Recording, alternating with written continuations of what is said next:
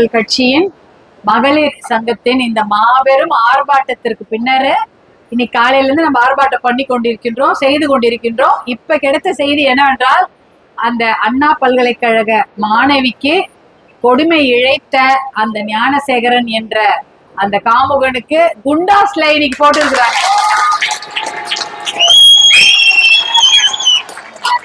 பத்தாதுதான், பிணையில் வெளிவர முடியாது. குண்டாஸ் போட்டா என்ன, பிணையில வெளிவர முடியாது, பெயில்லாம் போட்டு வெளில வர முடியாது.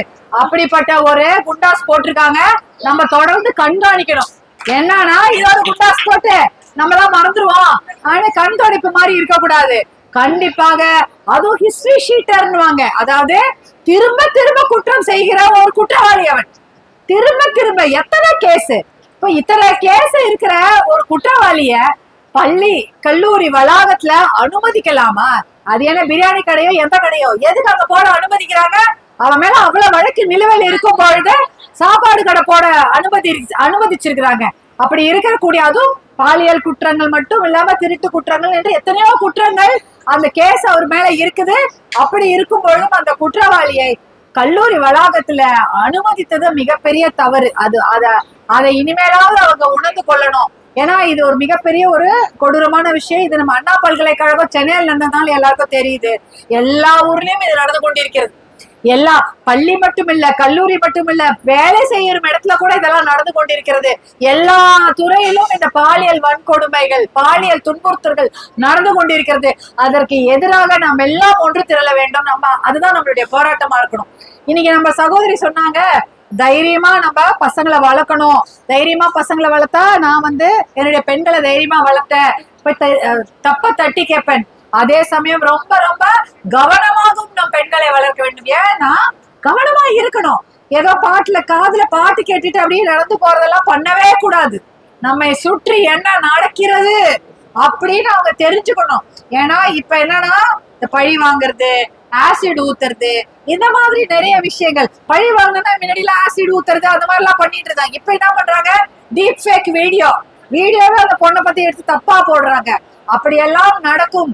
அதனால அதெல்லாம் நம்ம பெண்கள் விழிப்புணர்வா இருக்கணும். நம்ம எல்லாம் அம்மா தானே, எத்தனை பேருக்கு எல்லாருக்கும் குழந்தைங்க இருக்குதானே, பேரம் பேத்தி இருக்குதானே, நம்ம பேத்திங்களா இருக்கிறாங்கல்ல, அவர்களை எப்படி வளர்க்க வேண்டும்? தைரியமானவர்களும் வளர்க்க வேண்டும். அதே சமயம் ரொம்ப திறன் மிக்கவர்களாக ஒரு சுற்றுச்சூழலை கவனித்துக் கொள்ளக்கூடிய, சுற்றுப்புறம் நம்மளை பத்தி என்ன நடக்குது, நம்மளை சுத்தி யார் யார் இருக்கிறார்கள், நல்லவங்க இருக்கிறாங்களா கெட்டவங்க இருக்கிறாங்களா என்று அவர்களை ரொம்ப கவனமா ஜாக்கிரதையா அவங்க நடந்துக்கணும். அதுதான் முக்கியமான விஷயம்.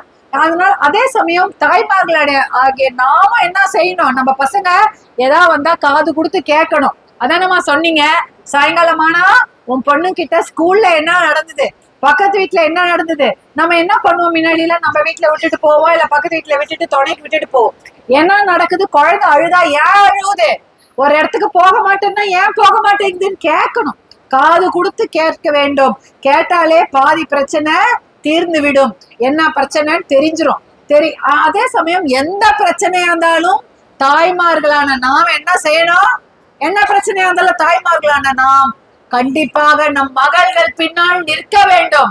நாமே நம்ம பொண்ணை பார்த்து, நீ ஏன் நைட்ல போன, நீ ஏன் செல்வம் சரியா போடல, நீ ஏன் பக்கத்து வீட்டுல அந்த பையனோட போன, இதெல்லாம் கேட்கவே கூடாது. தப்பு நடந்து விட்டது, முதல்ல கண்டிக்கணும். அது வேற விஷயம். நாம அவங்கள ஒழுங்கா வளர்க்கணும், கண்டித்து வளர்க்க வேண்டும் என்பது ஆணுக்கும் ஒண்ணுதான் பொண்ணுக்கும் ஒண்ணுதான். பிள்ளையும் கண்டிக்கணும், பொண்ணையும் கண்டிக்கணும், கண்டித்து வளர்க்க வேண்டும்.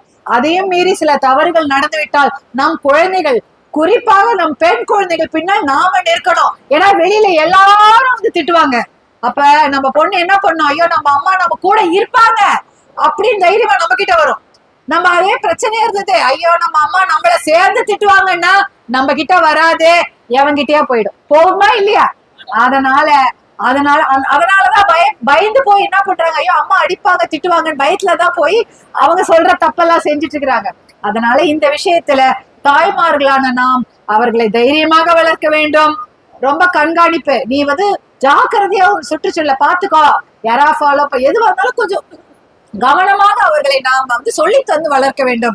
அடுத்தது அவர்கள் பிரச்சனைகளை காது கொடுத்து கேட்க வேண்டும். எந்த தவறு இருந்தாலும் நம்முடைய மகள்களுக்கு பின்னால் அம்மாக்களாகிய நாம் கண்டிப்பாக நிற்க வேண்டும். நின்னாலே இந்த பிரச்சனை தீர்ந்துடும். தீர்மா இல்லையா? அப்பதான்